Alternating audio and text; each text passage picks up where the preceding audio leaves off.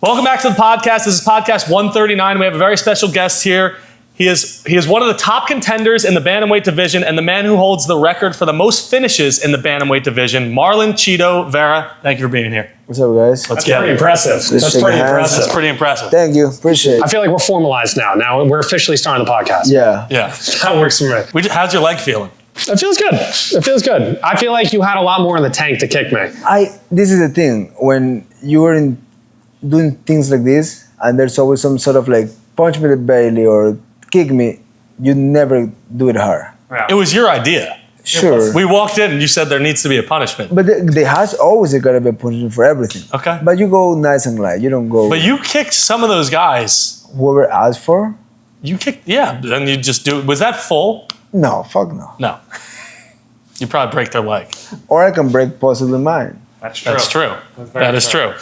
We want to talk about your background. So you kind of just go by Chito, right? That's pretty much my name. There's only a few people like Magic Johnson. Nobody calls him Irving Magic Johnson. They call him Magic. No one calls me Marlon. Where did you get the name Chito from? Is there a story or is it just... Since I was a little kid, by the time I grew up and figured it out, that was my name. And who came up with it? Was it your parents? Probably my mom. They just called you Chito for no reason? I mean, maybe I think it's because my middle name is Andres. Okay. So when I was a kid, people ask, what's your name? I would say, Andre Chito. Oh, because Ito and... You're like a diminutive. One, right? Yeah. And there you go. I think so. Because my cousin, his name is Carlos, and they call him Lito, Carlitos. Yeah, but Carlito.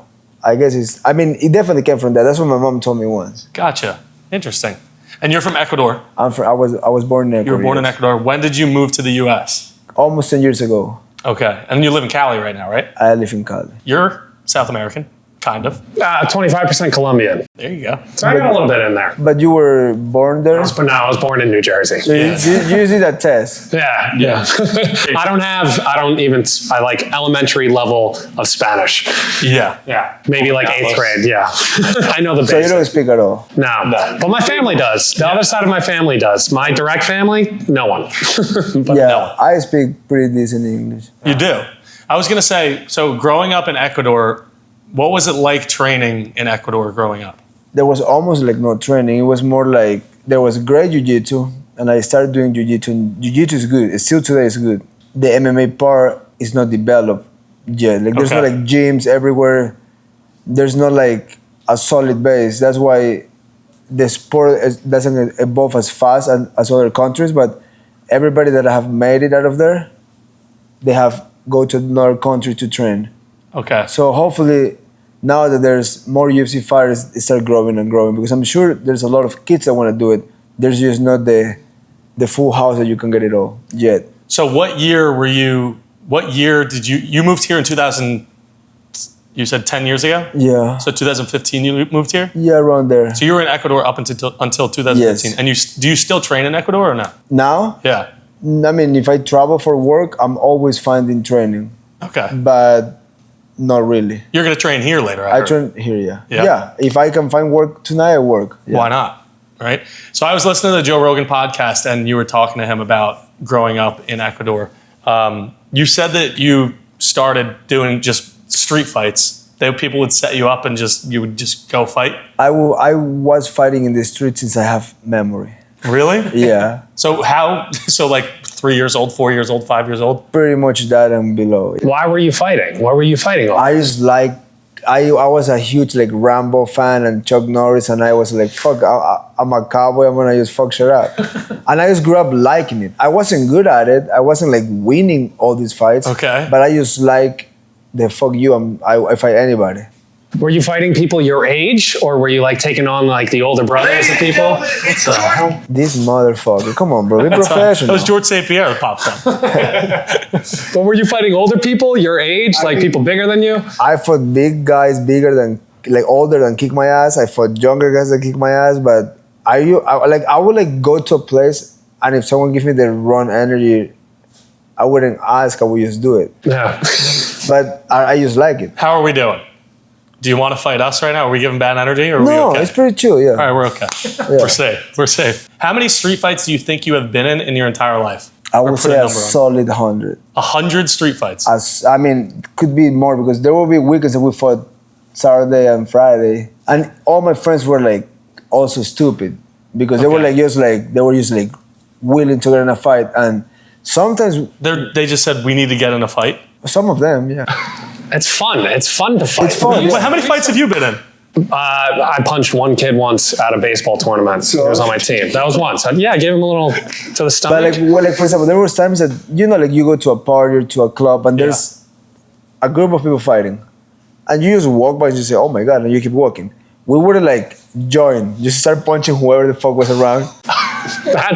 That's a little crazy. Okay, but I feel like I'd want you in our corner, right? So if we're out, I wasn't pretty good. If we get into something and you're there, I feel confident that we'll come out on top. Like I would never start a fight today, but I would never also run away from it. Okay. Like I wouldn't think like, oh, I'm gonna get sued. Yeah. I deal with that later.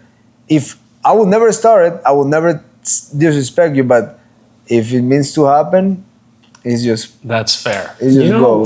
I was in an altercation, I'll call it, not a fight, but we were in a pizza shop in Hoboken at night, and someone took the pizza, he was holding it, walking out, and he slammed it out of my buddy's hands. So then I went up, I pushed the guy on the sidewalk, he fell into like the garbage bags. That sound like a tough guy, right?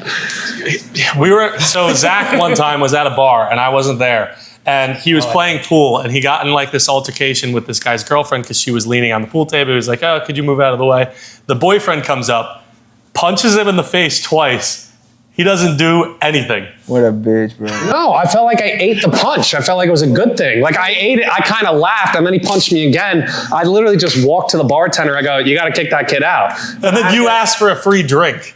Well, okay. Why'd you have to bring that part of the story? What's your take on that? Do you think he's in the right there or the wrong? Do you think he should have fought back? I think he should. I would have used a pool cue first, smash it on his face, and then go for a drink. Yeah, that's fair. That's fair. I just felt like he was like very short, and I don't know. It was kind of funny when he hit me. I was drinking a little bit, and then I didn't retaliate. I'm not that type of person. I'm more like, the calming, like I keep it calm. Yeah, I respect that. It's peaceful, man. But then I didn't go get medical attention. They had to glue my...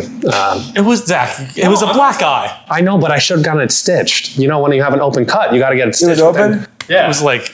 No, but you have to get it within 12 hours stitch. I know that, right? Is that... I have get cut before a fight. This is a little bit of glue and don't tell anybody. Okay. Well, I got it glued. I did get it glued. They glued it. They said they can't stitch it. They're going to glue it. You're a tough guy. He's wearing a ring, so...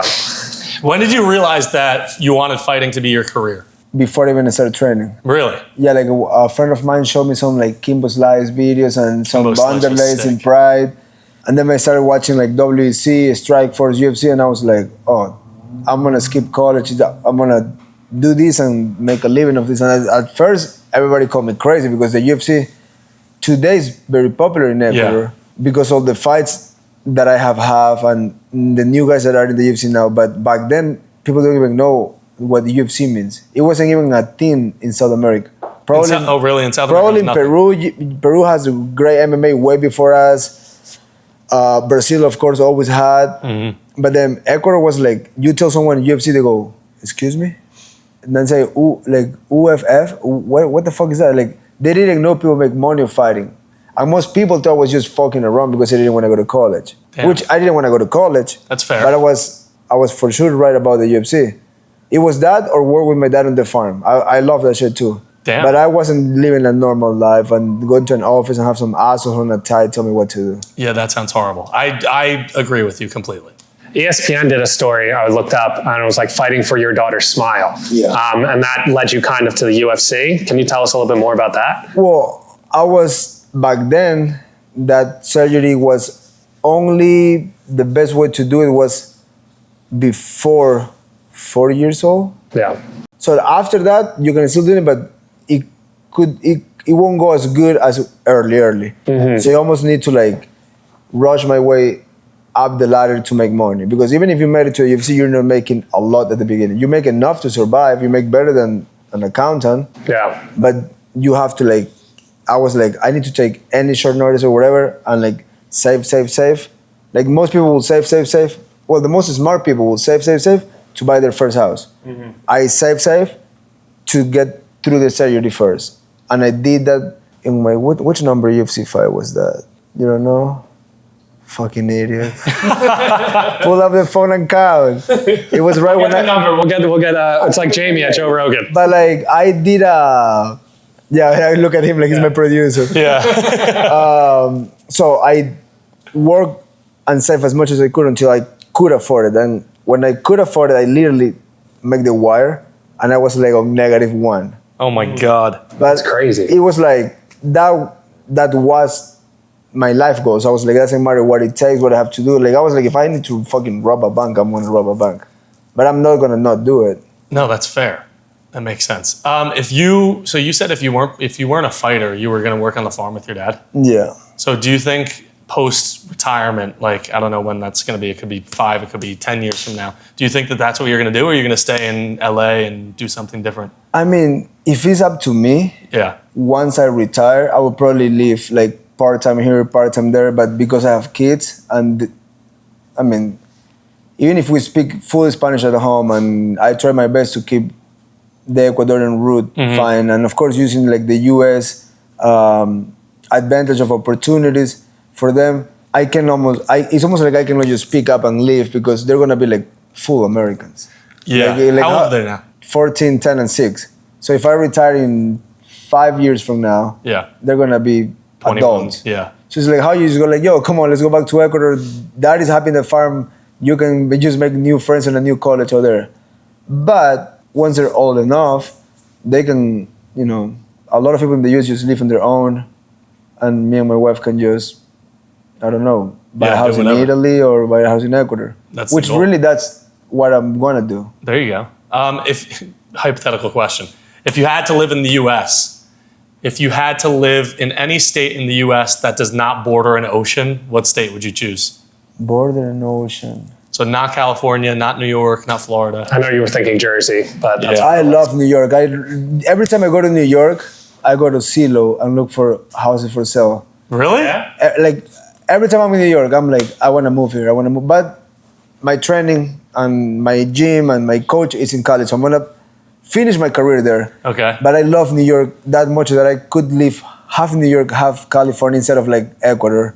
There you go. But We live in Jersey City, so we're right across the wall. If I have to pick a state with no ocean, It's a tough question. something like Montana or something I like. don't hate that at all. You hate? I don't hate that What's at in all. Montana? It's Bro, it's beautiful all green. in Montana. It's all green. Yeah. Anything all green, like Idaho or like. Idaho. You're big potato. I knew you were going to say that. I'm really bad at geography, so I'm like trying to place where these are. I'm the worst. I'm just trying to think of green places. Green places. Where does this? But you don't green want to go? live in like Oklahoma. Oh fuck no. No, not Oklahoma. But like, where does this green? Utah. Utah? That's a good one. Post Malone lives in Utah. I'm thinking like North Carolina. Not North Carolina. borders an ocean. No, stop. Anything that is like fully green and mountains. I like Montana I'm as okay an with answer. that. Montana is or sick. Utah? Montana looks sick. I've never It's been on my there. Zillow. Like fine. You're really on Zillow. I'm always on Zillow. I'm on Zillow too. All right. Do you want to ask the real questions? What's the real question? The next question? Go for it. All right. We asked this to Justin Gaethje. Okay. No. And I want to ask you myself. So you've seen us a little bit here. You watched us work out a little bit beforehand. Work out. Yeah, work out. We did some squats. I saw it. Yeah. We recently went to Vegas. Yes, we did. The casinos did not treat us well. No, it was actually horrible. It was really pretty bad. Yeah. But the good news is that Legends is somewhere we could make it up. That's true. That's a fact. So if you, who's listening to this, and ourselves, if you want to unlock your winning journey, you could go and download the Legends app, New players can receive up to 50 free sweeps coins. which means, Brian, that we have a chance to get in the action. That's a fact. We love to see it. They have live table games. They have exclusive original titles and Dynamic sports action, all conveniently located in one place. Legends offers unrivaled sportsbook odds. Dominate the game with the best odds in the country. One of my favorite phrases out of all of this, there's unparalleled action across the app. On everything. On everything. It's all across the board forever. Play today. You must be 18 years or older to join the excitement. We have our link in the description here. If you listen to the podcast, we'll get right back into the action. But why don't you get into the action right now? Go download the Legends app. Did you like that little tie-in? loved That it. little It was switch? awesome. That was All right. awesome. Back to the Exhilarating. pod. Back to the pod. How long do you think I could last in the cage with you? I would say a solid. I mean, if I take my time, definitely under 2 minutes. If I go crazy on you, probably 30 seconds. Here's the catch here. $1 million is on the line if you knock him he's out. dead. I'm raping you. Yeah. How fast? For $1 million? How fast for $1 million if you beat him within? MMA in a cage rules or a street? Let's get two different answers there. In Okay. the street first. Oh, in the street, I just shot him in the face. For $1 million? Where's my gun?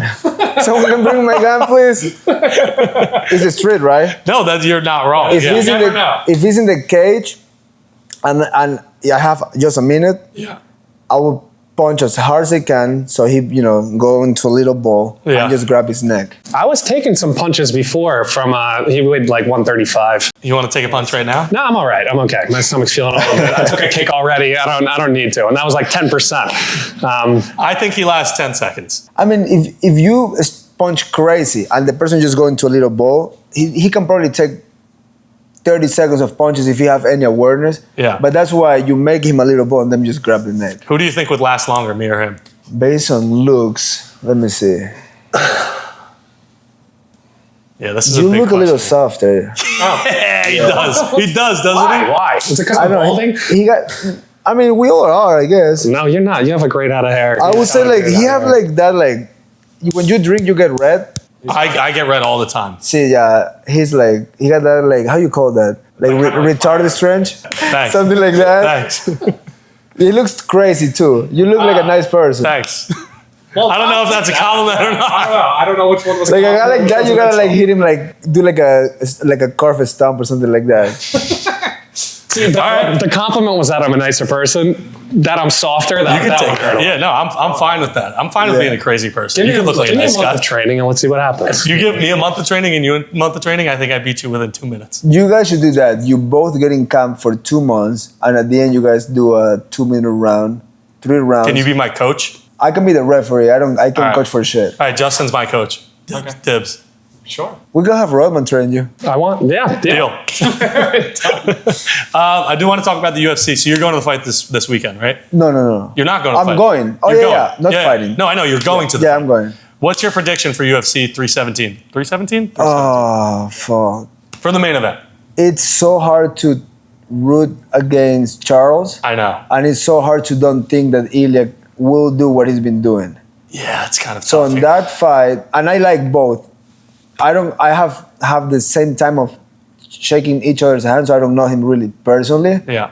But almost I would like they're not even fighting. Just don't even fight. Yeah, I would say I hope the best win. When you watch your friends in the ring or in the cage, do you hate watching your friends fight? It's the worst. It's the worst, It's right? the worst. Even like people that get to know you, most people have told me like I wish I never met you because now I'm fucking shitting my pants all the time. I'm like, I get it, sorry.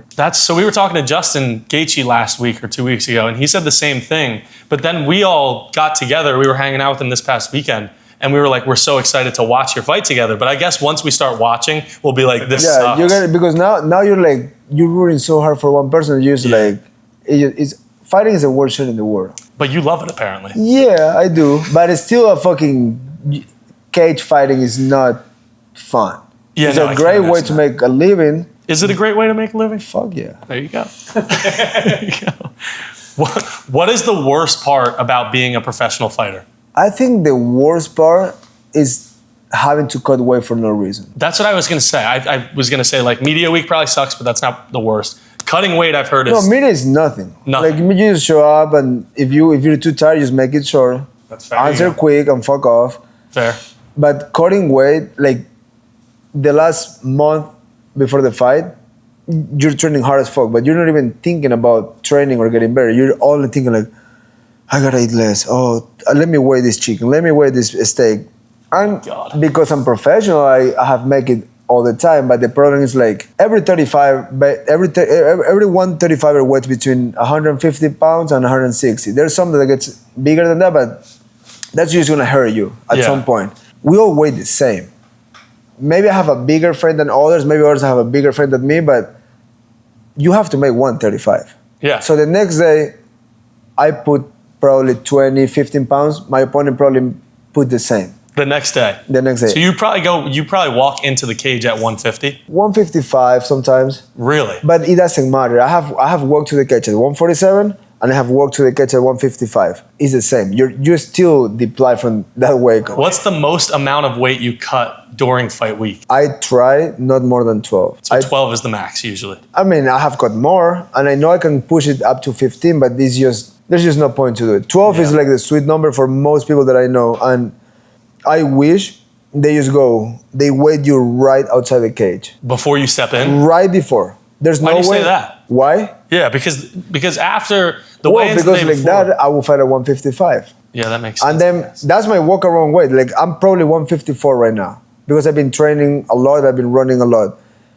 And that's the way I feel comfy. I spar my hardest and I train my hardest. And then of course, like 3-4 weeks before, I push a hard diet to 150, 148. Yeah. And then just water load the rest. But that is just, it's just stupid to do that. Yeah, no, I never thought about that. So if they did weigh you outside the cage, you would fight at 155? Yes, and everybody should just walk. I mean, if you're a fat ass, that's your problem. If you're like Fair. 5'8" and weigh 200, fight at 205. That's on you. Fair. What do you think about Paddy Pimblett, how he gets so fat after his fights and just walks around at like almost 200 pounds? I mean, he make a whole image of that. I know. He make a name of that, which is great, but at some point, he's not going to be able to take it. Because I feel like a fighter have so many times he can make weight until your body is like fully fogged. But if you have those big yo-yos, in the long run will hurt him. Probably now that he's young, it's okay. Yeah. But at some point, your beard is going to get affected. The ability to take a punch, the ability to recover is going to get affected. So, but he seems like he can make it.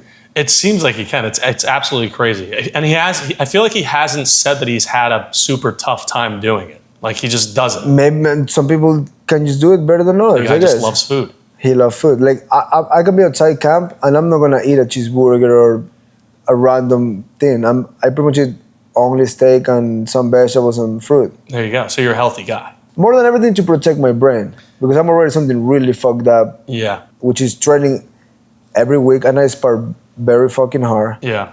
So I try to be as much healthy as I can. You also have one of the toughest chins in the MMA, in the UFC. What was the hardest punch you've ever taken or kick? Fuck, there's been so many times I've been cracked, so I don't know. You get hit so hard that you don't remember it? Yeah, pretty much. I mean, I have fought pretty much everybody in the division. I know. There's probably like 4 or 3 on the top 5 that I haven't fought yet. I mean, that's true. At the top You've never fought Merab. At the top of the division, it's Merab, Peter Yan, and Sean's out of it now, right? I mean, I fought him twice. I know. But that's it. Oh, you're saying people you didn't fight? I haven't fought yet. Peter and yeah, that makes sense. At the top. Yeah. After that, I fought everybody. That's crazy when you think about it. Would you ever go up in weight class or no? Or you stuck? You're staying at 135? When I see those motherfuckers, they're big, bro.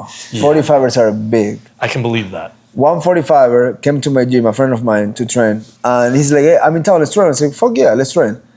The guy took his shirt off, I went, okay. Hit the bags, bro, fuck off. That's crazy. Bro, they get to 190, 195. That's ridiculous. That's double my size. Yeah, I'm tough, but I'm not fair. stupid. Well, so back to our conversation earlier. Like I'm like 205. So do you think I could last longer in the? Well, but 205 on a normal human. Yeah, you're right. These guys are not normal. That's fair. I want to ask you a question regarding kind of, like I'm a very casual fan of the UFC. I'm getting into it more as we're interviewing people and going to these events. It's awesome. What's something that the casual fan will never understand about being a UFC fighter? I mean, more than what they understand or not, is like, before I was a fighter, I was kind of like that. I would talk shit on soccer players that I don't know.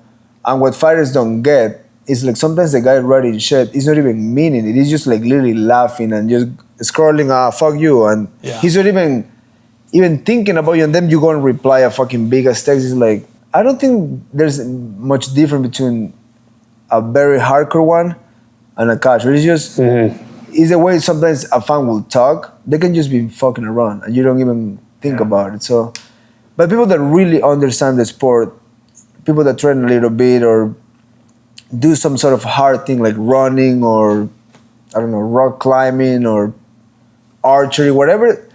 Anyone that does anything hard will never talk about it like that. It's more like the normal people that just sit in an office and they just have an opinion about soccer or tennis or oh fuck, LeBron sucks. And like, sure, dude, he sucks, right? But no one that have ever make anything good in life would have a comment about it. Yeah. I think those people that write those comments should come to the gym and take a leg kick. Yeah. Yeah, but you will never see them because they have a profile without a name, without photos. So It's like user 1, 2, 3, 4, 5. Right past them, you wouldn't in know. 10 years, I have never replied to somebody. It's just like, it's not even call my attention. I'm just like, sure. We do that. We get some DMs, we get some comments where people are like either trying to make fun of us or they go in, they're talking smack. I don't even and it's read like, comments. I don't Saying, care. go kill yourself. Yeah. People hate us Yeah. sometimes. We play, but like, very casual soccer fans. Oh, like So less than we casual. posted a video of soccer us on the field doing like a PK shootout, and everybody's making fun of our form, saying, Well, making fun of your form, bud. "Okay, yeah, that's fair." There's more probably you. Yeah. That one hurts a We're on the little. same page. But there's like nuggets in there where like a recent DM that we got that I read. Again, like I reply, rarely, but like we called it the midfield or like half court on the soccer You field. called it half court. Yeah, but I did that on purpose because I know it's going to create controversy, get people engaged in comments. And like, to me, it's kind of funny when people are going at and like commenting, saying that we don't know the sport. So it's like, I feel like there's an art to like pissing people off, but then also kind of, Yeah, you can just act dumb and just make people react. I can do that easily too. Yeah. And I act dumb sometimes, but I am dumb other times. So that's the difference. That's fair. Coming to the UFC from Ecuador, you took like a big chance and a big risk, obviously, and it paid off. But the first fight you ever had in the UFC, you lost. I lost. What was your mindset after that? Fuck, it was devastating. Like dreaming about that and not going my way was pretty hard. Yeah, that has to be horrible. It was like, fuck, all this work to fell short. And back then, it's like you don't have a name, you lose one fight, they can cut you. So it was like, I'm gonna still be here or not. But yeah, that was pretty hard to. But then you got the call. Yeah, and you got another fight, right? Yeah. And then you won. I won that one by submission. Yeah. There you go. And you're 23-10 and 1. Am I Yeah, wrong? yeah. 23-10 and 1. Yeah. Who do you want for your next fight in the UFC? At this point, that I was so ready to fight at the beginning of the year, then the fight got moved to a different date, and then in that transition, I got hurt. I just want to fight. Fair. So whoever they call and they say this date, I'm aiming to fight in MSG in New York in November. Nice. So I feel I have enough time to fully heal and to start training hard and then get in camp. Because you just broke your rib. I broke my rib like 4 or 5 weeks ago. How'd you break your rib? In a scramble sparring, yeah. I was just like extremely stretched out. We roll. I put him on an inverted triangle, and that shit just explode. That's not fun. Well, if you fight at the MSG, we'll probably be there. Yeah. I really want to fight there. I really love. Have you to ever fight. fought there? Yeah, that's It's why sick. It's the best. It's the best venue I've ever been. But then if we go and watch him fight there, we're gonna hate it because we know him and we met him now. And watch Gaethje's on that card too. Isn't that good? Isn't that good? No, I'm just saying. He's probably targeting for then, like around that time. So would you ever want to do that trilogy with Sean? I'm not against it. Because it's 1-1 right now. It's 1-1. Sean's coming off a loss right now, and I feel like that would be a great opponent. I don't know if that's going to happen in the next fight, but Right. also, one of the most impressive things that I've ever seen in a UFC match was you taking that shot to the chin from Sean. And Yeah, it was a good knee. Yeah. that was ridiculous. Did you see that? Now, He wasn't even phased. It was like an up knee to the chin. It was ridiculous. Yeah, I mean, it could. I mean, I'm guessing an expert could explain better, but maybe it was just in the right place for me. Yeah, fair. It's just, I mean, you just don't know what's gonna happen. You can disconnect or not. Thank God I didn't. and when you get into the octagon, like, is it all just reacting? Like, are you trusting your instincts? Are you thinking like strategy and like, especially preparation for a fight against a fighter? Like, how much does it differ? It's a little bit of everything. It's your instincts, your preparation, how hard you work, how sharp you are, and in the moment you just gotta like let it go. So it's like it's a combination of so many things, but at the end, you know, you just gotta go and fight hard, and then just try your hardest, because there's not too much you can really change once you're in there. Yeah. I have a question. When you're walking to the ring and all those celebrities, all the fans are there, do you ever realize that the fans are there? Or like when you're walking to the ring, do you realize that there's celebrities sitting there? I don't give a fuck. You don't even care? It's just I'm just locked in. That's kinda what I once I'm in the figured. cage, sometimes I lock eyes with somebody, and then I just smile to don't make it awkward, because you get to the fucking cage and you're like, there's your body chemically is going through fucking shed lot of fireworks, just like anxiety, excitement, happiness, you're nervous, it's just everything going on. So I have in the past, I make eye contact with someone and I just go like, and just keep walking. Just a regular fan or a celebrity? I have been both. Like what celebrity? Fuck, when I fought in New York, I make eye contact with somebody. It was a musician, but I don't remember who was exactly. But it's been few times that I make eye contact with somebody and I just go, or just smile. Usually, if it's someone you know, I feel like that you get the nod up. But if it's someone that you just respect and you know of, you get the Did you ever realize that? down. Somebody you don't know, if you walk past the street, if you don't know them, you go like this. Even if you do know them, you go like that. I haven't noticed it, but it makes sense. It's like what's up? I know him, and then it's like, oh, respect. You're like, you're almost bowing down to them. Yeah, I mean, I'm gonna think about it next time I see someone. Yeah. Next time you're walking into the octagon and you see that celebrity, think about it. That's going to go through your head. We have a game that we want to play with you. Do you know how to do blind rankings? Yeah, So we're going to rank stuff. 1 is the best, 5 is the worst, and you don't know what's coming next. perfect. We're taking a quick break from the podcast because, Zach, you look like you've been working out. I've been hitting the pads. Did you see that right hand? Yeah, you got some power behind that punch. Unbelievable. You know, really making sound on the pads. What else have you been doing? I've been using the BYB app. I've been doing squats, lunges, AI. It's great.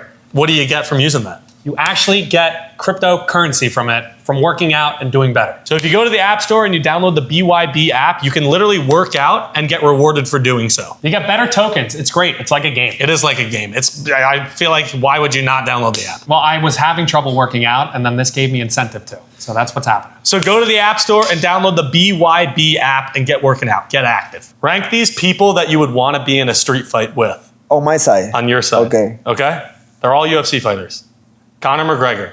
Prime or now? That's a good question. What do you think? I think we should do Prime. Prime? Yeah, let's go. Everybody on this list is in their prime. Prime. I put Conor at number 2. Oh, that's pretty good.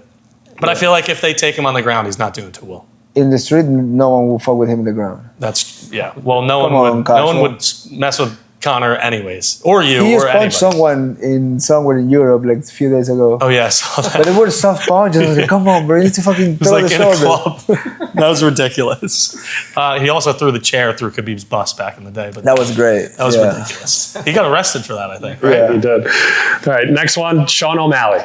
I don't know how street he is. I'll put him 4. Number 4. I don't hate that. I feel like Conor is more like, I don't care about A little bit anything. of a gangster, yeah. Sean might be like, Sean seems like he will like try to talk it out before he throws the first punch. Probably. Talk it out, yeah.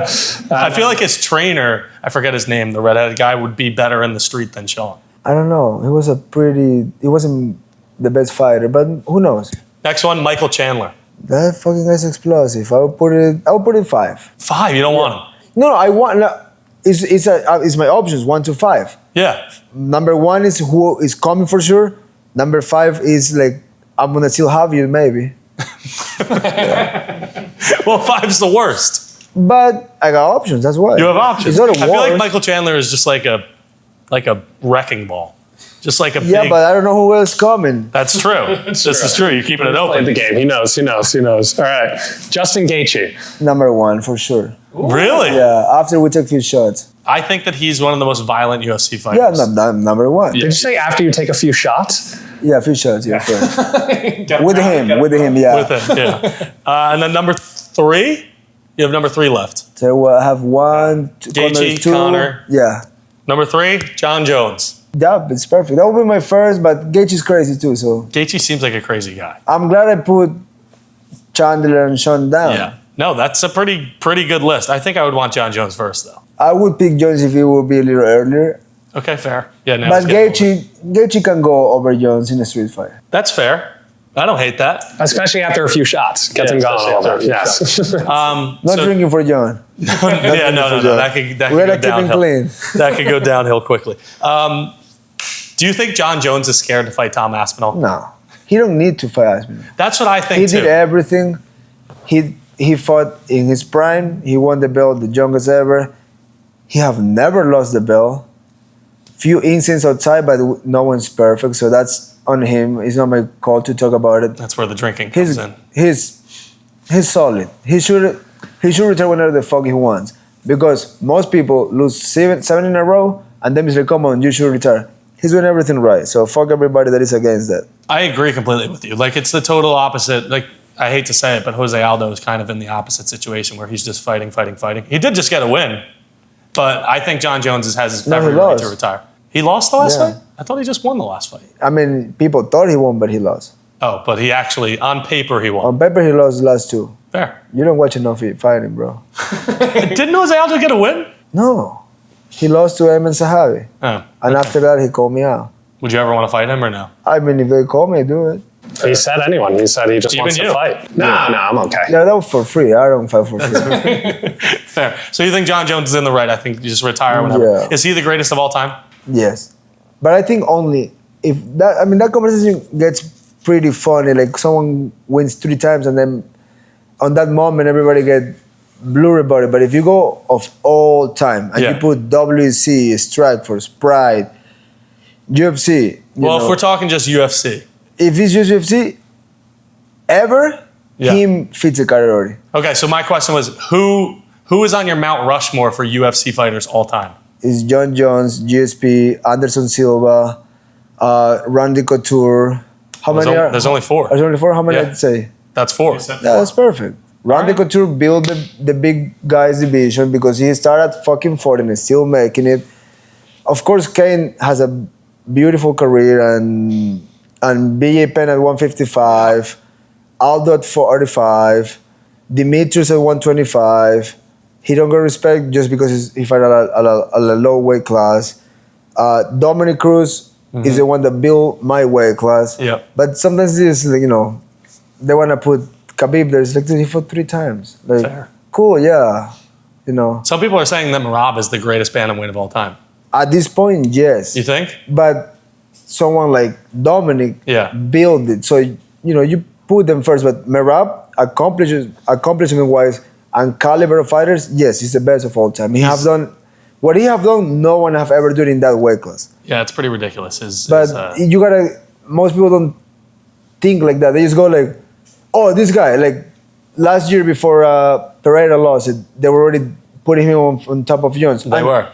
He is on the list. But if you took ever, the guys I named, you fit a pretty easy case for that. But also, I watch MMA from top to bottom every card since I started watching. Do you really? Most people don't even know who was fighting 10 years ago. No, that's fair. I don't. Do you do that for like entertainment purposes, or are you trying to I just love it. Yeah. I just anything can be going on. If there's no emergency, no one's moved me out of the couch. I don't go anywhere when it's fight day. Either if I need training, I did it before or after. But from top to bottom, I watch every fight. Do you prefer watching it in person or on TV? I mean, in person you can get, the feeling, the energy of the fight, but nothing beats being in your fucking house. I know, I love it. It's so nice. Like sometimes when I'm coming for 5 weeks to work, sometimes I rather drive home right before the fights and just watch either on the phone or just watch whatever I'm staying here. Fair, I don't hate it. Do you ever because football, you watch tapes, do you watch tapes of other fighters? Yeah, a lot. Yeah. Even if I'm not fighting them, I'm watching just to know who's in the top 10, who's coming. Mm-hmm. Whoever is winning, I'm always watching. Yeah, that makes sense. Is there any fighter in the UFC you'd fight for free? Because you don't like him enough? Oh, no one for free. Is there any fighter that you don't like? Not really. I have hate and fuck that guy. No. I don't have energy for that shit. You seem like a pretty peaceful guy. Until I'm done. That's fair. That was kind of horrifying. Yeah, I don't like that one. I don't like that one at all. Yeah. Okay, we have another game for you. You have $15 to spend. Create your ideal post-fight meal. Ooh. Okay. First, you got your appetizer. For $1, you get a slice of bread. $2, you get potato skins. $3, poutine. $4, fully loaded nachos. $5, smoked brisket sliders. I go with the piece of bread. $1. Piece of bread? I'm trying to make my money right, bro. Chill. I think that's a good move. I mean, you're going to have a great entree. It's only the appetizer. Yeah. I feel like you have a lot of money to spend the other round, so that's pretty good. I'm a big appetizer guy. I'm pretty good using my money. All right, next level, you get your main course. $1, you get 1 chicken finger. $2, you get a bowl of yogurt. $3, you get sashimi. $4, you get any pizza you want. $5, you get a tomahawk steak. Ooh. I love sashimi and I cook tomahawks almost every week. You could go with both of them if you wanted to. I take the tomahawk. The tomahawk steak, and you don't want it? The sashimi? No. You don't even know what sashimi is, do you? I actually don't. Are you serious? Fucking moron. Are you serious? What? Sounds like a seafood. Sushi without the rice, Sushi? but without the rice. Just the, I learned now, and now I know for next podcast. perfect. I'm sorry about what I call you. So I have $6 now. Expand. Yeah, you spent $6. You have How many more $9 options? left too. So Okay. you can go 4 and 5. Next, you get your side dish. For $1, you get Brussels sprouts. $2, you get dried mangoes. $3, you get fried rice. $4, you get sweet potato fries. $5, mac and cheese and bacon. I do. What was it? $2? $2 was dried mangoes. That's my favorite fucking thing in the world. I should have put it higher. I looked it up. Yeah, I do. Damn it. I eat dry mango almost every day. He's a big dried mango guy. It's the best thing in the fucking world. I can only eat that shit. Damn it. And then should've put that I do the dry mango. That's it. Okay, $2. I mean, that's your side. Would you get rid of the tomahawk steak and just eat dried mangoes? No, I go. That's one and That's two. my carb and that's my protein, pretty much. That's Pretty good. All right, so you have $7. A lot of money. Level 4, you get your dessert. $1 a strawberry, $2 one brownie, $3 churros, $4 dulce de leche, $5 ice cream sundae. This is after the fight.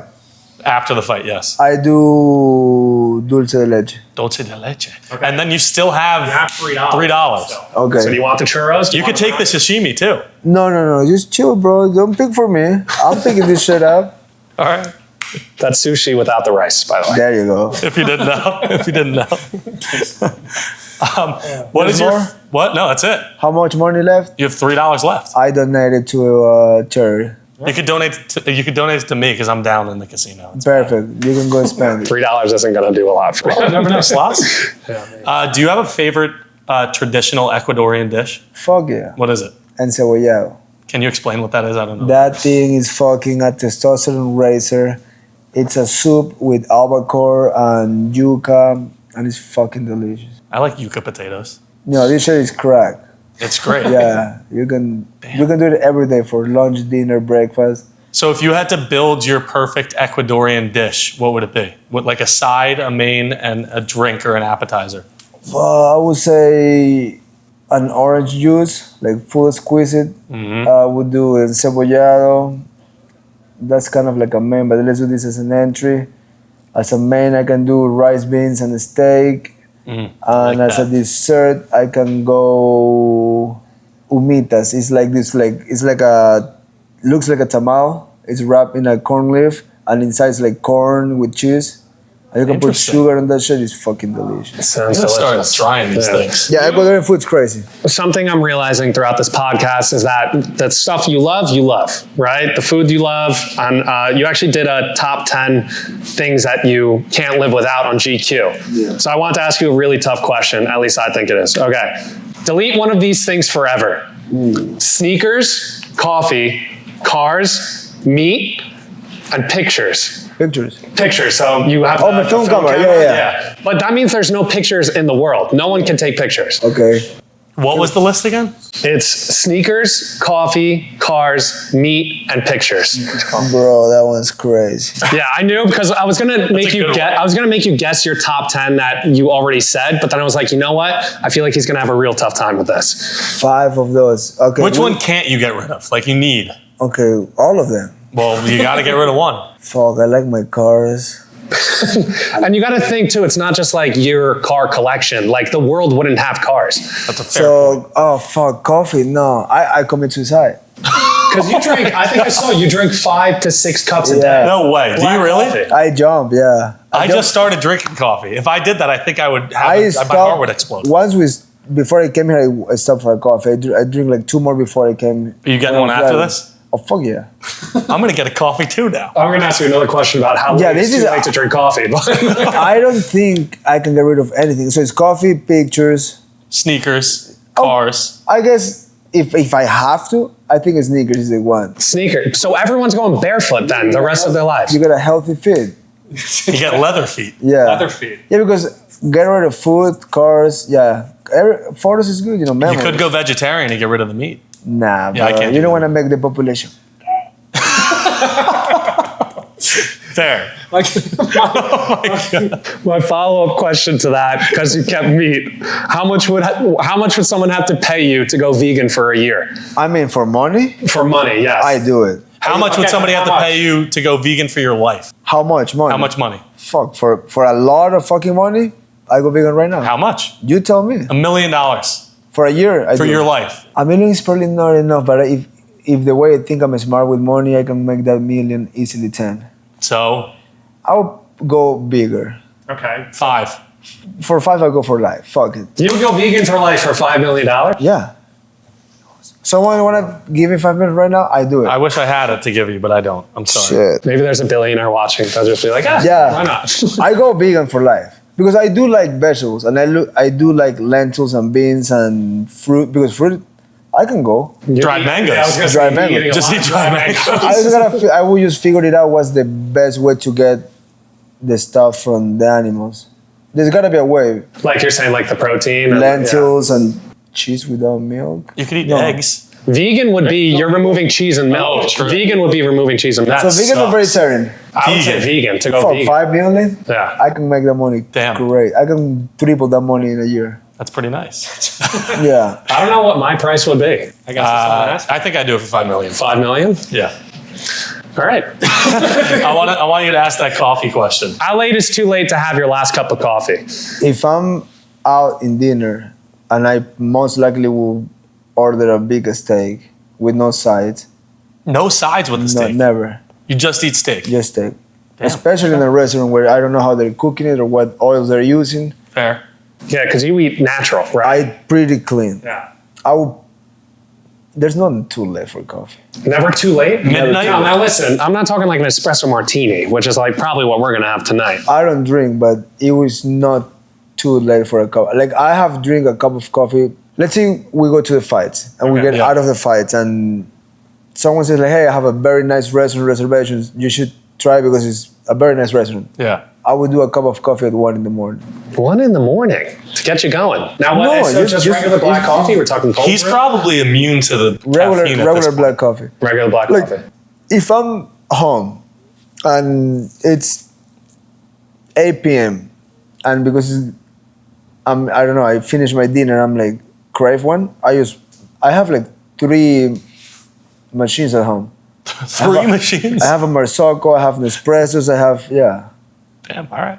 I'm a big coffee guy. Like I want to have a coffee shop eventually. Oh, That'd that's be fun. very cool. Like, Do you have a I- name for it already? I Cheetos have few coffee. options. Cheetos coffee is just No, Asbury. there will be something way better. But I want to have like a nice coffee shop. Like not just good coffee, but the environment, like just make something really cool. I don't hate that at all.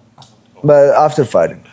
You put some good questions here Yeah, thank just you. to wrap up the podcast because we'll get wrapped up in a little bit. What are you looking at? So the part of the thing that we do on the podcast too, while you read these, is that like normally I prep half of it, he preps half of it. Yeah. We don't know what we're giving each other. So he's going through my questions. I put some good ones in there. What does Chito Vera's dream day look like? So you get one of each. So 1 song, 1 coffee shop, 1 surf spot, 1 restaurant, and 1 Puffco spot. What like a spot? Like Yeah. a place. Like a place, yeah. If I have to pick one song Just listen to it repeat all day. all day, All day. I would probably go Tiny Dancer, Elton John. Oh, that's a good one. that a lot. Because rap at some point will hurt you. Spanish Hurt music, you? like it's the same beat. No, I but get that's that. That's a song that you can just keep you calm and I steady. don't hate that answer. Tiny dancer. Tiny Dance, And Elton then John. It's for- soothing to the soul. For coffee shop, I have to be coffee shop. No, you could do you want to do coffee? Type of coffee? Yeah. Oh, Hey, black black coffee. coffee. I can do black coffee all day. Is there a place that has the best cup of coffee? There's few in where I live. I mean, my black coffee at home is fucking banger. 3 machines. 3 machines, yeah. And then I go to 2 different places for black coffee. I go to a place called Daydream and a place called Insit. Okay. And they have pretty good black coffee. Quick question for you. I'm Colombian. Is Colombia the best coffee in the world? It's pretty good. I've been Yeah. in Colombia. It's pretty good. Yeah. 25%. What about your surf spot? Surf spot that I have surf. I will pick somewhere in Ecuador. The city is called Playas. Okay. And there's like 15 or 12 right points just like back to back. That's But awesome. my favorite one is called Malpaso. It's like right behind the rock. It's pretty sick. Like you drive in, there's a cliff and you gotta just walk down. Have you ever been to like some crazy surf spot around the world? Portugal has the site of the biggest waves in the world. You surfed it? That's not for normal people. Like in Ecuador, I've been on some gnarly waves. I believe it. I surfed. So my claim to fame here. I surfed Bell's Beach. Oh, that's sick. That was sick. And I surfed North Shore.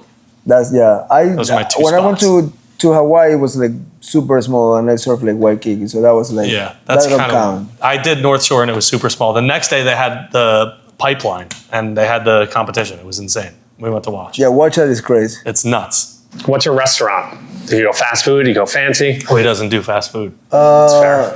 I'm not a big restaurant guy, but So you go a home cooked meal if you want. it's a steak or whatever my wife is doing. She cooks pretty good. If I have to pick a restaurant, I would do like some sushi place. Okay, there you go. I've never had a dried mango. You're crazy. You gotta eat it. I've had it. I've done that one. Dipped in chocolate. No? I have done it before. No, they're good. And then one Puffco spot. I mean, there's a place called the Asbury Club. It's like a smokers club. That place is pretty nice. That's all I had. If you have anything you want to shout out, stage is yours. I know you have your own podcast. Yeah, listening. Anything else? Nothing. Thank you, everybody. Yeah, there you go. We'll link everything for him. Yeah. Exactly. And we'll see you Listen at to them. MSG. Hopefully. Hopefully, I'll be there. Yeah. Hopefully. All right, that's the Thank pod. you, guys. Thanks for coming on, Thank brother. you so much. Welcome back to the podcast. This is the ending of the Chito Vera podcast. We're breaking it into a new segment. We have the co-founder and CEO of VeChain, Sonny Liu, on the podcast. Thanks for coming on the pod. Oh, my pleasure. We're excited to have you. Oh, yeah. We're here in Vegas. You guys had us out. Thank you for bringing us out here. We're here for Power Slap. Power Slap's tonight. So this is airing next week. Yeah, next Thursday. Yep. Tonight is Power Slap. Tomorrow's UFC. Yeah. Are we hyped for Power Slap tonight? Oh, of course. We have our friend Ellie, right? Yeah. I feel really impressive about that. You know, I know. how things goes. Ellie was one of the VFAM, Yeah, VeChain literally. community member. And somehow she got, I honestly, I didn't do anything like push to Dana or something. I didn't do anything. And Ellie got a chance to meet the Dana in person and sign up the deal to be the striker. That's awesome. Yeah. I hope she wins tonight. Because if she wins, we'll play the clip on this pod. Oh, yeah. I keep my money bet on her for sure. I think, should we bet on her tonight? I'm not opposed to it. I'm going to bet on her. On what sports book? We'll see. How do you feel about like knowing the people in these fights and the people in Power Slap? Like, is it like, I feel like we're going to be scared to watch tomorrow. Like when Ellie steps up there. You know, have some confidence to her.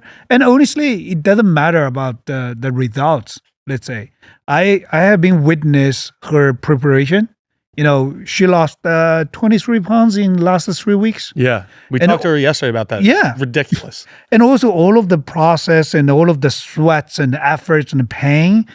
And eventually, you know, getting the weigh-in 125.7, something like that, and ready for the fight, I think she's already a winner. It doesn't matter about the results. That's a That- good attitude. That's a fantastic. No, I the need whole you in my life process, telling right? me these things. But that's like, so his question, I think, is stemming from, we had Justin Gaethje on the podcast 2 weeks ago, and we just had Chito Vera on the podcast, which you were at. Oh, yeah. And they say, when you know a fighter, I guess kind of specifically towards UFC, but I think it goes for Power Slap too. When you're personally friends with a fighter, you don't want to watch them fight because No, you're yeah. like you get sad if they get beaten. You're like, oh, this sucks to watch. I felt like but- we were going to be excited for it, but then they're telling us that we're going to be nervous. So I actually don't even know how I'm going to feel. Well, enjoy the life then. Yeah. You know, I think that's a whole point about the Power Slap and even UFC. Firstly, Dana loved that, right? Dana is a huge fan before of MMA, boxing, everything. And he loves what he does. And also he's showing to everyone, setting a very inspirational example. Everybody can do that. You know, it's especially about a Power Slap. It's very accessible to anyone. You don't need to be a professional athlete. As long as you have a good heart, you have a devotion, you have a willingness, and go fucking get it. It's funny because when we went to the first one in Saudi Arabia that we were at, or the first event we were at, some of the people walk on stage and you're like, that guy looks like he was like in a supermarket shopping before this. Yeah. Like they just Yeah. pulled him off the street. He's Yeah. up there and he's just smacking the crap out of people. Yeah. Yeah. But it's insane. You could literally Yeah. be doing anything and have an opportunity to perform. And we were 100%. talking to the butcher. I forget his first name, but the butcher's his nickname. He's one of the power slap coaches tonight, and he holds the title, I think. Yeah. Yeah. He's fighting in like a few weeks or slapping in a few weeks. And he said that he was originally, his plan was to go to the UFC because he was more MMA. Yeah. And then he like snapped his back. He like broke his whole lower back and Yeah. it like ruined. They were like, you can't fight in the UFC. You can't fight MMA ever again. So like power slap kind of gave him that opportunity to See? go pro in a sport Yeah. technically. Yeah. And now he's still doing Accessible. it. Accessible. It's also crazy how much they train. And I'm like, I'm just thinking about it. It's like all that preparation, all the hard work. You're right. That's what makes you a winner. And then you go on stage for like what, 3 minutes? Yeah, literally. 5 minutes? So it's It's like you 3 train slaps all each, this right? time for Yeah, 3 slaps three. each. 3 rounds. I just think it's crazy. Like the determination to be able to do that and Well, in such a short period of time. You know, it's just a part of the life, I would Yeah. say. It's a natural law. Yeah. Well, think about everything you do. You might shine for just a few minutes, right? Mm-hmm. But think about every effort behind that to make you to that kind of stage, to shine. That's a essence of the life. 100%. It's crazy. And you guys are the main sponsor for Power Slap, right? Title The sponsor. title sponsor. Yeah. I forgot that word. Title sponsor. That's pretty awesome. When did you start getting involved in Power Slap, in UFC, and all of this like whole world? UFC started more than 3 years ago. Okay. 4 years ago, maybe. Yeah, it's sometime. I remember it was part of. It's still in the middle of the COVID season. Okay. You know, I had actually the funny thing is, the first time I met Dana White in person, it was in the internal Power Slap pilot show Okay. in the Performance Institute in Vegas.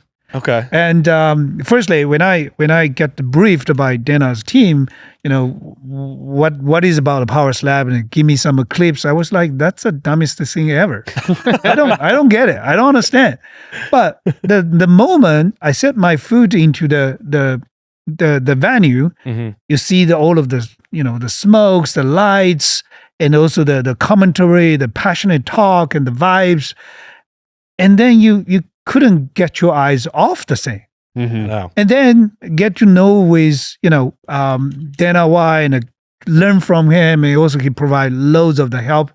Even this year, he officially becomes a VECHAN official advisor to support us and help us to grow the ecosystem. By the way, he's also a big investor of VECHAN. You know, I did want to ask you, what is your, so I was talking to Giancarlo, and he said that you have an amazing relationship with Dana. I wanted to ask you, what is your relationship with Dana? well, I would say it's like, you know, firstly, Dana is very friendly. Yeah. He doesn't look like a billionaire, to be honest. He is, right? But he's very connecting, very authentic, genuine, and we understand each other. You know, also, I have a big respect to Dana as an entrepreneur and as a fighter. You know, he started with the Fertitta brothers, you know, his partner, to get like just $2 million to get the UFC. And he told me like, dude, the $2 million just for 3 letters. Not even 3 letters, just a name.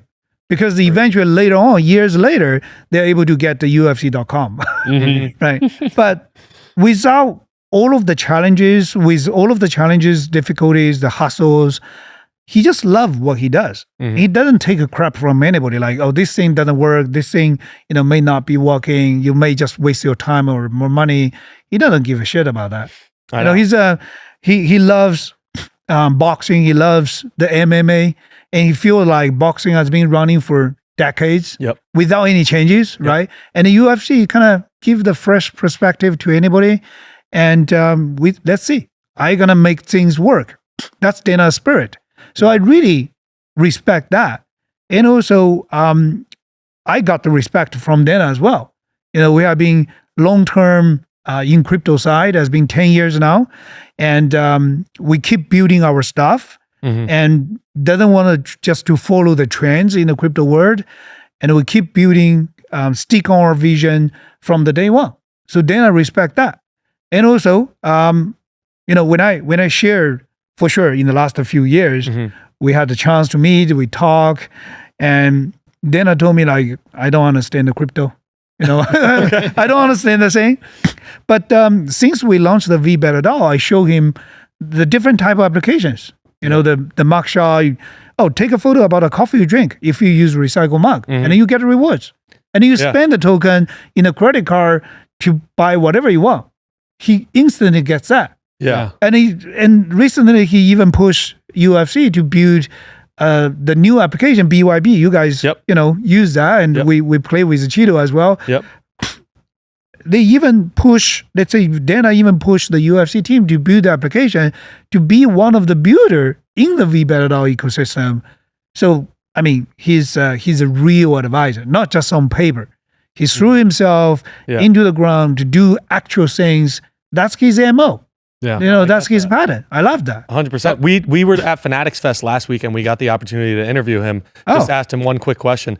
Seemed like the most genuine, nice guy I've ever met, especially for being the person that he is, having the platform that he does. He doesn't need to be a super nice guy, but he is. Well, yeah, and also he's real. Yeah. I tell you, he's really, really real. Last month in May, we had, there is a UFC fight in Miami. You saw like Donald Trump, Elon Musk, they were there, right? Actually, just a few days before, we have an event with 4ocean.com, with Dana, and with VeChain. You know, we are doing an event to clean up the small island, you know, pick up the trash I saw that. from that, right? And everybody thought like, oh, Dana has a really busy schedule. Actually, he arrived in the morning, like 3 a.m. in Miami for that day. But he showed up before the time as we planned, exactly on site. Wow. And everybody thought like, okay, Dana just show up, you know, take a pose, make some video, make some photo, right? And that's it. No. Actually, every camera guy waiting outside of the jungle for more than 1 hour. Because we are literally picking up the trash from the island, and Dana was doing the picking and also cursing at the same time. You know, oh, you guys sucks. Don't do that kind of shit. You know, don't leave the garbage over there. And he literally picked up, I think, more than 20 pounds of trash. For more than 1 hour, and then spend the time with everybody for the event. You know, talking to each other, taking some interviews. So he's a real guy. I mean, he's just like the big brother next door, and he believes what you do. He support you. He's a man with his promise, with his own words. I mean, it's really respectful. 100%. We're taking one more break from the pod because it still kind of looks like you've been working out. You know, I'm getting some muscle back. I'm getting a little leaner. I think I might fight in the MMA side. Well, be a fight in the UFC, but MMA is the type of fight. That's true. We should have talked to Cheeto about it. I feel like I would have been a good. That's okay. What have you been doing for working out? I've been using the BYB app. And what have you been doing on the app? I've been basically playing games. Working out is like playing a game. I earn cryptocurrency from using the app. Yeah, you get better tokens for doing literal lunges, squats, jumping jacks. If you just work out, get active, you'll get rewarded on the BYB app. And maybe you start looking like me someday. Wow. You know, start getting a little active, in shape, get some muscle, some power behind your punches. You see this right hand? Have you seen it? You have some power behind it. All you have to do is go to the App Store and download the BYB app. Getting active gets you actual real life rewards. Start looking like Zach. Oh, God. No one's going to download the app. No one's going to want it. They're not going to want to look like you. I want to talk about VeChain. Yeah. Sure. Because I have the mind of a 7-year-old. I'm bad at geography. I don't understand crypto. I don't get it. But in the last few days, you know, using the BYB app and doing some exercise and stuff, I'm starting to pick up a little bit. But as the 7-year-old I am, explain to me VeChain, the apps, kind of what it's all about. Well, honestly, I hope we shouldn't, or we don't need to explain VeChain to anybody, whatever you are, 7 years old or 70 years old. Because let's say that's the blockchain is fundamentally is a technology, right? It's a protocol even. VeChain is also a layer 1 blockchain platform. So then people would ask like, okay, what does it mean for layer 1? Yeah. But let me try to explain that in a very straightforward way is, you know, today you are using multiple different applications every day, right? But you don't care about the technology behind that, right? You use email every day, but you don't care, or maybe you don't even know what SMTP is, what is TCP/IP is. 7-year-old. Right. So that's a protocol. That's a technology behind that. Yeah. So the same thing for VeChain. VeChain is just a platform. It's the infrastructure. But what matters differently is what kind of application we're building, not only from us, but also from community projects or from let's say, the enterprise partners, right? So you use BYB, you don't even feel like this is crypto. Crypto is just underlying technology, underlying protocol, working behind that to enable that kind of the, applications or use cases. I think that's what missing in the crypto for a really long time. Yeah. We talk about too much infrastructure, too much speculation. Then the real question is, what is the utility? What is the people can use, right? So that's, let's say, what VeChain has been focused. We want people to remember VeChain as like, okay, I use multiple different applications. They're running on VeChain. That's it. Or VET is the best crypto token in the world. Not only about, get your returns, but also you are being proud of part of VeChain community. You're doing the good things. You're making the world a better place. That's what we want, people to remember that. Yeah, and through the app, using it, at least the BYB app, it was just very seamless. And I love the intent that like all these apps are to, create a better environment or a better version of you. Can you explain some of the applications that you have, at least to like the kind of small point? Sure. Yeah. How many are there as of right now? Right now, there are 39 applications. 39? And Can you there name were all 2 39 or off the 3. top of your head? Yeah. I can name almost everyone. Let's say the most user application, number 1 is mug shot. So basically it's That's the coffee one. Yeah, coffee one. You drink coffee with recycled mug. Very simple. It got more than 1 million users. I think it's 1.2, 1.3 so far. And the second largest one is a green card. So you go to the 7-Eleven, Whole Foods, Walmart, whatever. You do the shopping based on what you shop. Like you can, for fruits and vegetables, good for your health. And also you can, for the different type of recycled products, plus how you shop. You using their cash or, cashless payment or recycled bag, different type. It's basically to describe the way you do your grocery shopping. Right. And that also got like 1.1 million users. Damn. And there's also some, like my favorite application. It's actually EV. I'm a Tesla driver. I'm on one new Model 3. Okay. And basically we finished up the integration with Tesla system. So basically you can use your Tesla account to log in the EVM automatically. You don't care about the private keys or wallets, those type of stuff. And every time you charge your car, you get rewards based on the authorized API, the data coming from the Tesla system. And you get rewards right away. And it's almost 100% user retention rate, which means when users start to use that, you're not going to miss it every week, right? It seems like behind the thought process behind each of these apps is to make the world a better place or make yourself a better place or make yourself better personally. Yeah. Like Cleanify or like Mugshot or like using recycled. And there is also even a funny application. It's called Scoop Up, which you kind of walk your dog, pick up your dog shit and clean up the street. You should get rewards. Right? Here's my question about that. Okay. Now we were talking to a power slapper yesterday. Yeah. He has a Dumpling. farm. Yeah, it's dumpling. Oh. He has a farm with pigs. Does the app like identify the difference? Does it have to be dog shit? Oh, language. Well, I don't think I've ever cursed on the podcast. Well, actually, it really depends on like how you want to run it, right? Okay. Actually, they do have a KYD, like know your dog process. I promise them, What does like, that mean? which means you gotta do a video shooting with your dog to prove like that's really your dog. You know the name. Gotcha. Even you as an owner, to be with the dog. Anyway, they have a very sophisticated KYD process. I even promised them. Does that stand for know your dog? Yeah, know your dog. Do they have a KYP, know your pig? It could be expanded the scope, right? I think you would love that. Like a mugshot. And I tell you the story. I onboard my mom, more than 70 years old lady, doesn't speak English, try to use as a mugshot user. She's like, I don't drink coffee. Even she started to grow with a cappuccino behavior, in the morning in Italy.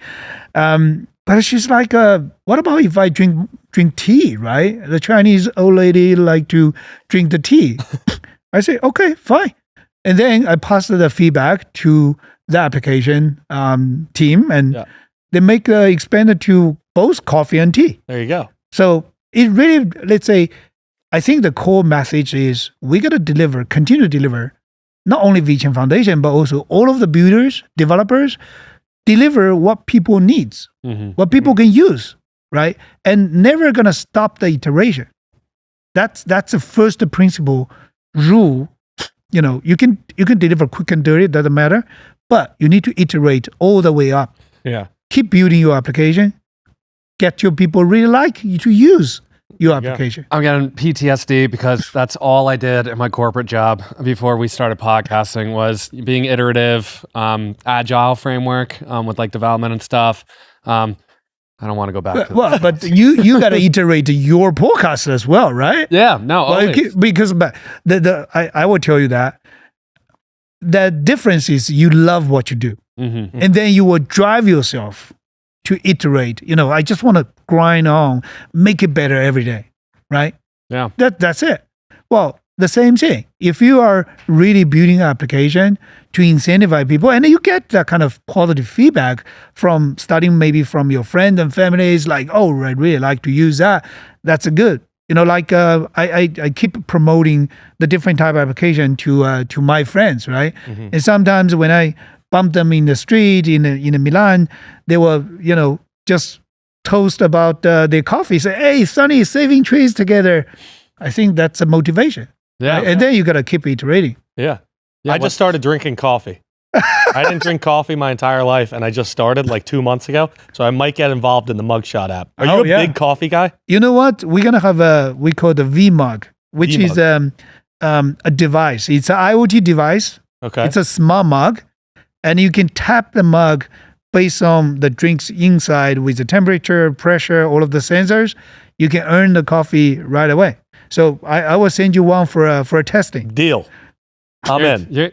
You're feeding an addiction here. I'm just gonna drink so much coffee. Are you a huge coffee guy? I am. Okay. Well, how much coffee is too much coffee in a day? I would say if you are amateur, can I call you amateur I'm like on the coffee? I'm less than an He's amateur. just getting into the game. He's on his rookie I contract. would suggest you don't do like 2 coffee per day. Okay. No more than 2 coffee per day, and try not to do it in the afternoon. Okay. Then you can still guarantee your sleep, because the coffee deprivation time usually is about 6 to 8 hours. Really? Yeah. I didn't know that. Yeah. Caffeine depreciation is about 6 to 8 hours. So let's say you feel last coffee finished before 12 or 2 p.m. And when you get into bed like after 10, it's still okay. Yeah. I didn't know that. How many cups of coffee is the most amount of cups of coffee that you have drank in one day?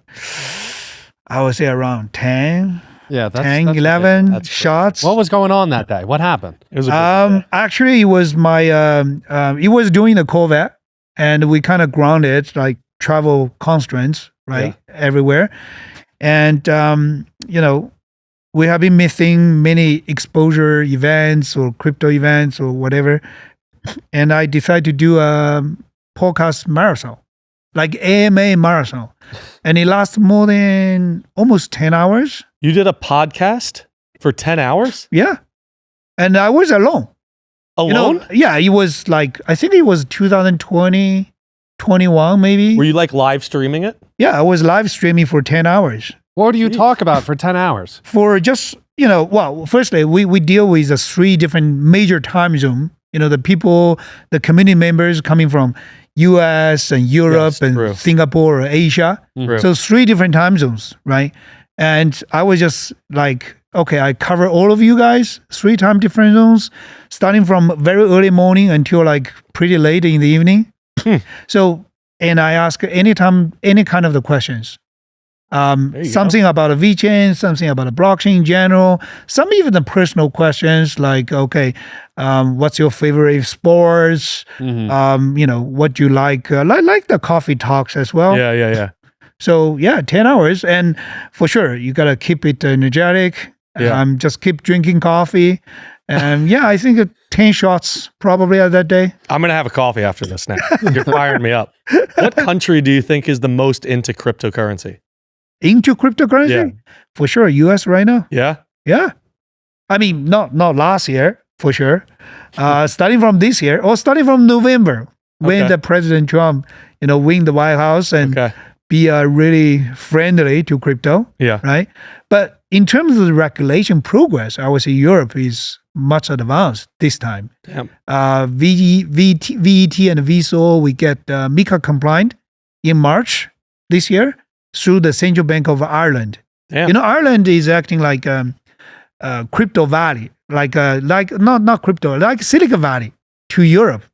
Many giant tech company like Amazon, Facebook, even Coinbase, Crypto.com, they're setting up the European center in Ireland, and we do the same. Interesting. There are many technical, engineers, good developers over there, and also you don't have a language barriers. You don't need to learn like French or Italian or Spanish, right? Yeah. So anyway, the MiCA has been quite, advanced, I have to say.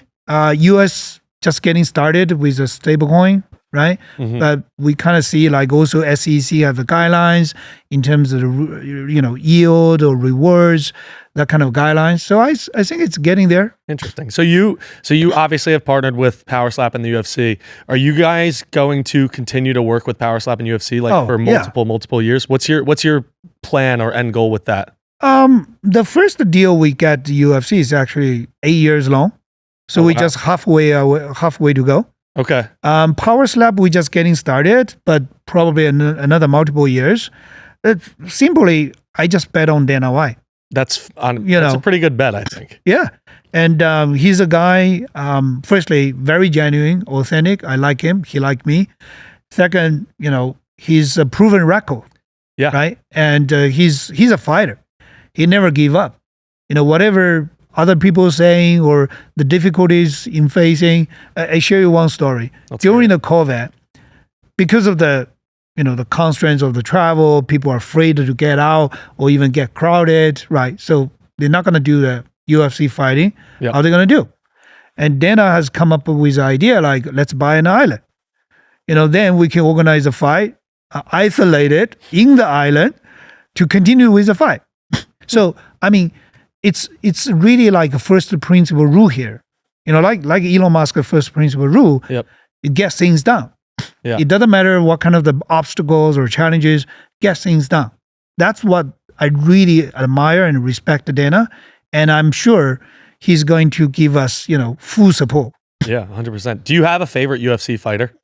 I like Patty actually. Patty? Yeah. I love Patty. Yeah. I got to meet Patty. I heard he's here.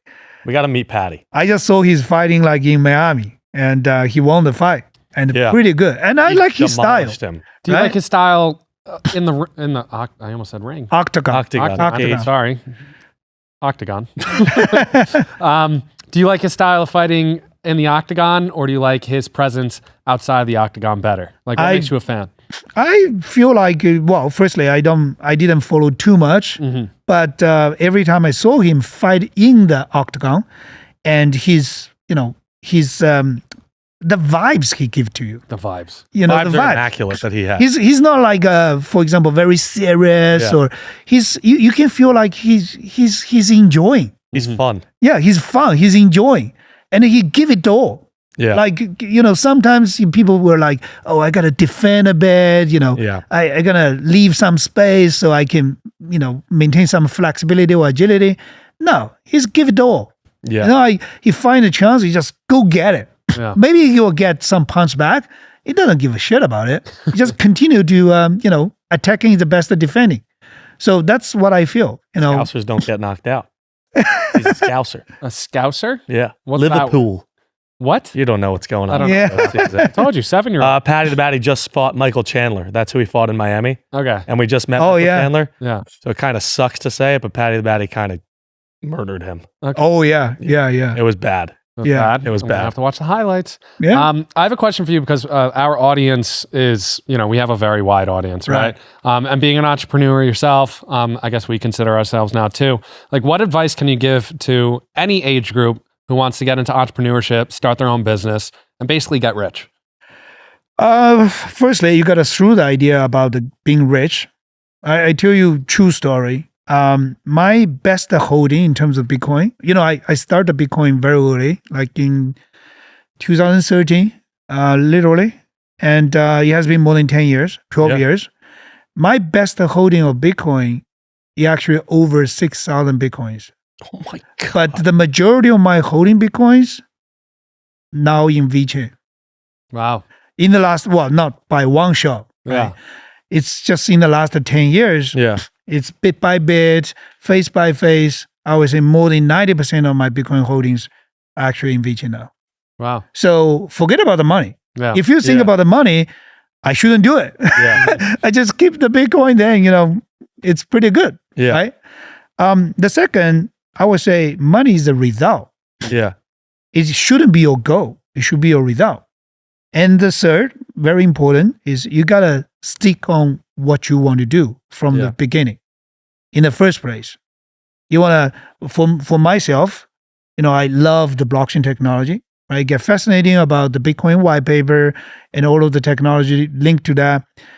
And also, I believe the blockchain technology is going to change the world again, just like internet did in the last 20 years.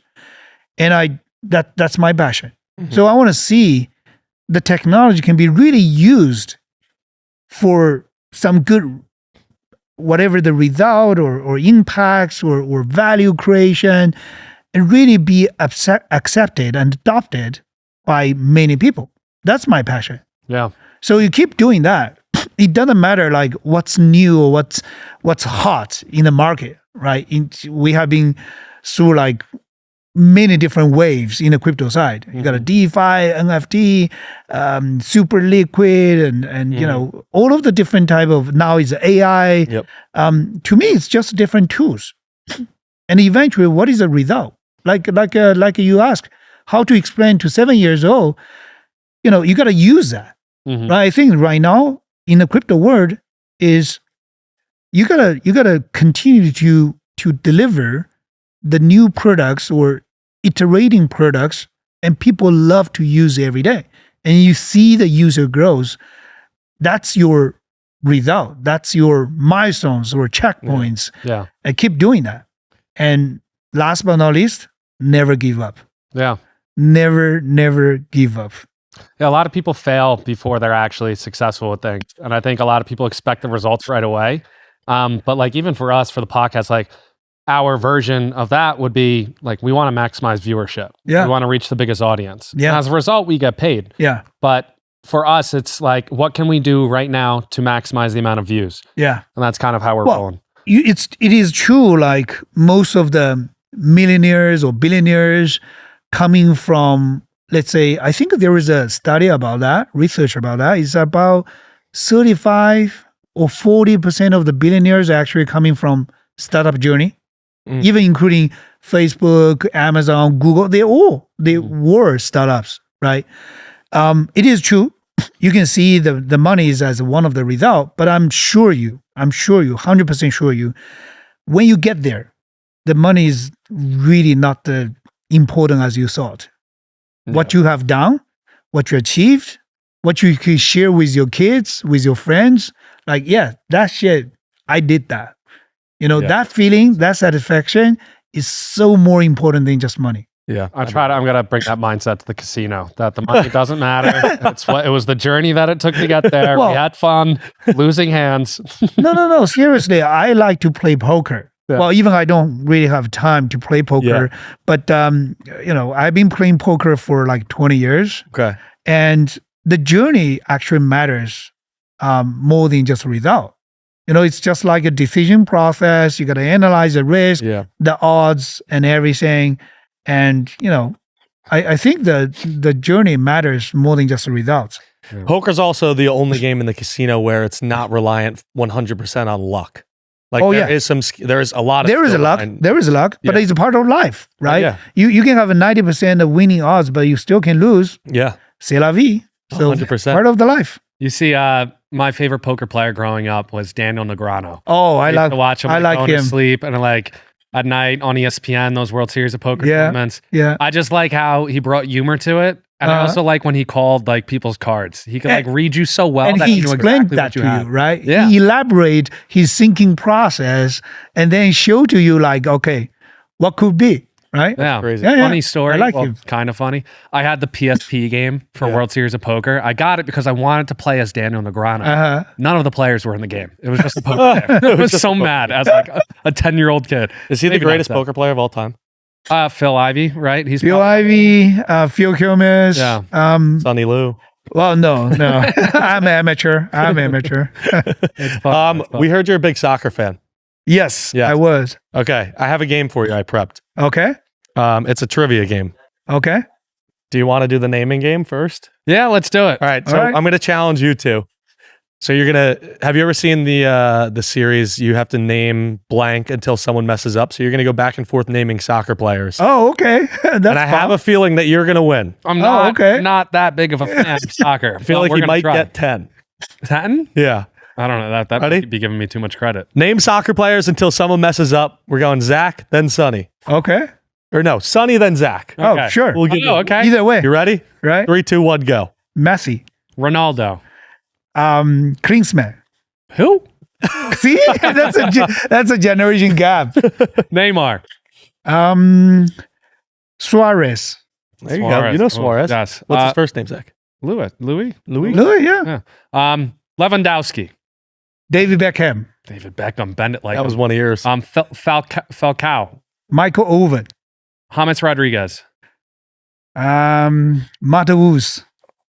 Zlatan Ibrahimovic. Nice, Zach. Thank you. Oh, that's a good one. Thank you. I got one already prepped up for You the know next where he's one. from, Ibrahimovic? No. Lukaku. Sweden. Lukaku. That's a good one. Yeah. Who's the guy I was just thinking of? Ronaldinho. Bang. Mbappe. Hulk. Zidane. What? Hulk, you don't think that you was know a player? Hulk used to play in Shanghai? Really? Yeah, Hulk used to play in Shanghai. Oh, that's Where's he crazy. from? Do you know where Hulk's I from? have no idea. Germany? Brazil. Yeah, Brazil. Come on. Brazil. You're up. You're on the clock, bud. Ospina, the goalkeeper. Whoa, look at this guy Ooh, go. Buffon. Oh, You talk about a goalkeeper. Pirlo. Oh, Did I say that right? Yeah. and Piero. Oof. I don't know who that is. We're going to roll with it. Well, if you say Piero is a Piero from AC Milan, right? Mhm. I was saying Del Piero from Juventus. Okay. Jude Bellingham. Nice. Thank you. Oh, oh shit! What I'm thinking? Oh, my God. Uh-oh. Oh, my God. No, I Is just Zach have gonna lots beat him? of the name Zidane. Oh. Is that the one who headbutted? Oh yeah, Okay. Materazzi. I like that. Job Bellingham. Bang. Oh, okay. Dortmund. Don't know what that guy looks like. He's on Dortmund. He looks like Jude Bellingham. Don't know what that guy looks like. Yeah, I have loads of. He's like, yeah, I just got everyone. I got everyone. in Yeah, my I got everyone. I just Raul. head. Who's the Dempsey? Yeah. I Clint kind Dempsey. of sometimes. Do I kind of look like him? Maybe like a Clint little, little Dempsey? bit. little bit. Yeah, a little bit. I've gotten it before. I'm going to show you who I look like after this. and You're going to lose your mind. I'm doing very well for myself. I know. by the You're way. doing really good. Mardini. Landon Donovan. You're going U.S. now. Wow. Nesta. I got 2 more Americans. Who's the guy? Goalie. American. Tim Howard. Bang. Okay. Looks like we're really living in the different generations. Huh? Yeah. I'm thinking about all of the old guys. Yeah. I'm just trying to say anyone that pops up into my head. Oh, Kaká. Nice. That was my favorite player growing up. Yeah. No, wait. No. You see, I'm just following the different names. I'm trying to remember the stop lying over What's his name? Josie Altidore. Juicy Altidore. I don't know who that is. Josie Altidore? Jose Aldo? That's a UFC fighter. No. I'm getting a thumbs up back there. Is that a yes? I might have butchered the name a little bit. Altidore? What did I say? Jose Altidore, you said? Altidore? Maybe I lost. I might have lost. You might have just lost there. Yeah. What do we think? Oh, boom. Thank you very much. Okay. All right, keep it going. We're going to have to speed it up now. You only get 3 seconds to name one. Ready? You're up. Oh shit. 5 seconds. Cannavaro. Cannavaro? 5 seconds to think of one. I think I'm going to lose. I don't know. Good player. Nope, lost it. Once you put a timer on me, I'm toast. I freeze up. I can't do it. Pulisic? You're asking the wrong guy. That's good. All right, I have a trivia question for you about soccer. Okay. Or football. Sorry, I know we're American. We suck. You know they still spell it Football? Yeah. I think it changes Football. in different cultures. Yeah, because I always spell it Futbol, but I guess Well, that's if you go to Europe or UK, when you talk about a soccer, they were, oh, okay, you guys are coming from US, and you should forget about soccer. That's called football. Yeah, but they called it soccer first, and then they switched it to football, and then it was soccer. It went back and forth. Doing the favor for Americans, okay? Yeah. All right, you ready? Yeah. 1, 2, 3, 4, 5, 6, 7. 2, 3. Wow. All right, ready? Can you name the 7 countries that have won a World Cup championship? No, won the World Cup. Wow, champions. Yeah. Can you name the 10 countries that have won the World Cup? Oh, Brazil. Sorry, 7 countries. Brazil won 5. Argentina. Argentina has Germany. won 3. Germany 4. Italy. Italy has won 4. Spain. Spain has won 1. France. France has won 2. Is this way too easy? You need 2 more. These are the countries that won the World Cup? Yeah, there's only 8 countries. Really? Yeah, there's only been 22 World Cups. Uruguay. Uruguay? They have won 2. Yeah. You need 1 more. They only won 1 World Cup. Did I mention about the UK? You didn't. Oh, UK then. England. Yeah, England. You just swept that. That was way too easy. It would have taken me so much longer. Ready? Also, what's going on? Wait, you want me to follow up real quick? Can you name the 8 countries that have won a World Cup? He just named all of them. Can you name them? Okay, here we go. Well, who won most? This is really bad. I have a lot of trouble paying attention. He literally just said them. Okay, so we got the UK. Okay, England. We got Brazil. That's number 1. Yep. Actually. We have France. Yes. We have England as the UK. Right? Yep. Yeah. Okay. So we have Argentina. That's great. That's messy one. Germany. Germany. You said the Spanish. You need 3 more. Spain. Yeah. Spain. 2 more. 2 more. Yep. Uruguay. Yep. Okay. 1 more. Can you get the sweep? Doing? What's the last country? Country you said. This is kind of embarrassing. I'm not gonna lie. Is it? Well, I mean, think about where I stay, where I live. He doesn't know where that city is. So, skip. I live in Milano. Oh, Italy. Yeah, Italy. Italians. I'm 50% Italian. I should have known that. Oh. This guy's an idiot. My dad went there for the first time in his life. Oh, you gotta get us in trouble. When you're back to home, you forget about the half Italian. Yeah, Do you know the island Ischia in Italy? Sicily Island or I don't fully know, but my last name comes from Ischia, the island. Oh, so Ischia. it's my last name's Miss Ischia. okay. So it's like Miss Ischia, but I say Misikia. Half my family says Miss Ischia. Mrs. Chia. Yeah, everyone pronounces it different ways. I guess that's not really that fun of a fact. Before we wrap up, I do want to get your predictions for tomorrow's UFC event. Who do you think wins the main event? And this is going to air after, so Yeah, so we're going to find out if you're right or wrong. Yeah. Honestly, I don't know. Charles Oliveira or Ilia Topuria? I like I don't remember the name. The guy with a little bit long hair. I think he's from Mexico. Oh, He's not fighting though tomorrow. He's not? No. Diego Lopez? Yeah, Diego Lopez. He just fought He fought in Miami. Volkanovski, right? No. Yes, Volkanovski beat him. Oh yeah, Yes. I know, but I like him. I like him. You like Diego Lopez and Patty the Patty. Patty for sure better. All right. But, If Lopez. Patty's there later, you got to introduce us to him. Oh, sure. I can ask Dana for help. Or introduce us to Dana. That would be awesome. Oh yeah, of course. That'd be That would awesome. be easy part. That'd be awesome. Before we go, anything that you want to shout out? What the BYB app, because it just released last week? This week. This week. This week. It was like Tuesday, right? Or something like that? Yeah, Monday, Tuesday, yes. So if you want to tell the audience, the floor is yours about the BYB app or anything else that's coming out soon. You can find the Build Your Body, BYB app in iOS, and download it. Log in with your social accounts like Google and Apple ID. You don't need all of the crypto hustle. So no excuse to do a workout. You can do it anywhere you want. Actually, I tried to get Dana to do it in his private jet. That's awesome. But no excuse. But build your body. Yep. And earn the crypto rewards. Yeah, 100%. I'm gonna be honest with you. I'm so slow that I didn't know what BYB stood for until right now. Oh, really? Are you kidding me? Body. I had no idea. I was Build like, your I body. didn't understand. I don't ask questions. I don't think. I don't process. Build Your body. Yes. Yeah. So go to the App Store, download the BYB app, and then they have 38 other apps. Cleanify, Scooper, Screw up. Scoop up. Scoop Up, Mugshot, all the apps. You can find them on the EVR, App Store. yeah. There's a ton of them. Well, just go to vbetter.com. You there you can go. find all of the 39 applications. There you go. So go to vbetter.com. Sonny, thank you for coming on the podcast. Thank you for having us out here. We're hyped for Power Slap tonight. This is a crazy. Just for our viewers, real quick. This Yeah. was insane. So we had.